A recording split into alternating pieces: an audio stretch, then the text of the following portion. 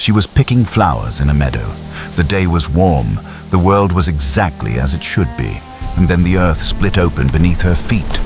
No warning, no reason, just cold, dark air rushing upward from the crack, and a god rising from the darkness below who had already decided she was his. She did not choose this. She was not asked. And what happened after she was taken into the darkness changed the world forever. This is the real story of Persephone. Persephone was the daughter of Zeus and Demeter, goddess of the harvest, ruler of everything that grows. From the moment she was born, Persephone was extraordinary. Not because of power, not because of war, not because of divine authority, because of the specific quality of someone who carries both worlds inside them simultaneously. Her mother's warmth, the warmth of growing things, of spring and harvest and the living earth. And something else, something colder and deeper that nobody could entirely explain. As if she had always known, somewhere beneath everything, that she belonged to more than one world. She grew up in the living world, in the light and the warmth. She was everything the living world had that the underworld did not. And Hades, king of the dead, ruler of everything beneath the earth, a god who had ruled cold and darkness since the beginning of time, had noticed her. Hades did not fall in love the way mortals fall in love. He did not pursue.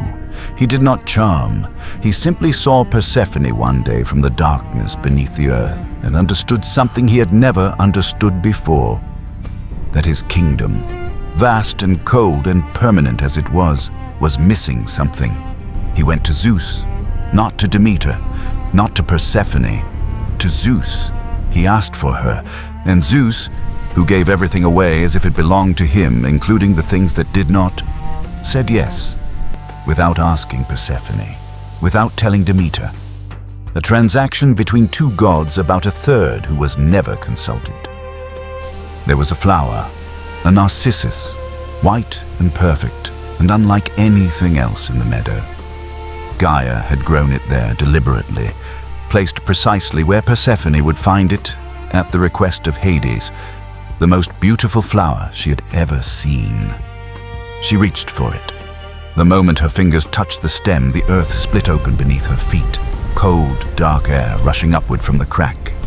And from the darkness below, Hades came. She screamed. Her voice crossed the empty meadow in every direction and found nobody. Her friends did not hear it. The other gods did not hear it.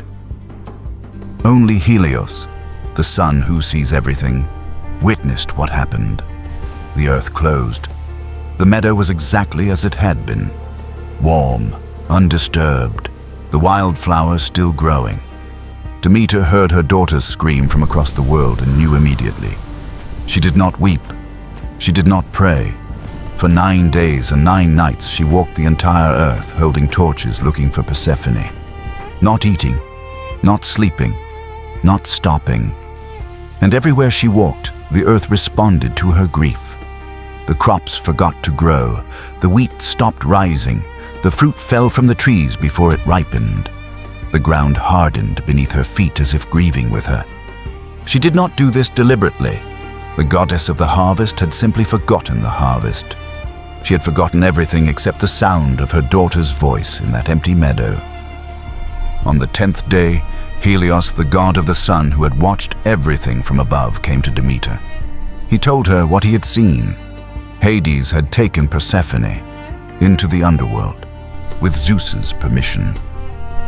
Demeter went completely still. She looked at the sky above her, at the earth around her, at the world that Zeus ruled absolutely and had used absolutely. And then she made her decision. She let everything die, not as a threat, not as a bargain, simply because the goddess of the harvest had decided she was finished with the harvest until her daughter came home. The crops failed completely. The trees stood bare. The ground cracked and hardened. Animals starved. Humans starved. Prayers rose to Olympus from every corner of the mortal world and went unanswered because the gods were watching Demeter, and not one of them said a word against her. Not Hera, not Athena, not Poseidon, because everyone on Olympus understood that what had been done to her was not something that could be argued away. The world was dying, and it would keep dying. Zeus acted not out of guilt, not out of remorse. The mortals were dying, and dead mortals make no offerings, and gods without offerings lose something essential. He sent Hermes down to the underworld with one instruction: bring Persephone back. Hades received Hermes with complete cold composure. He agreed to release her. He said all the right things. And then, before she left, he offered her food. 6 pomegranate seeds, small, dark red, ordinary looking. Persephone ate them. The rule of the underworld is absolute and ancient. Anyone who eats the food of the dead belongs to the dead, partially, permanently. 6 seeds meant 6 months. 6 months of every year Persephone would return to the underworld as its queen, and 6 months she would return to the living world, to her mother, to the warmth and the light and the growing things. Demeter accepted this because she had no choice, but every year when Persephone descends, Demeter grieves. The earth knows it.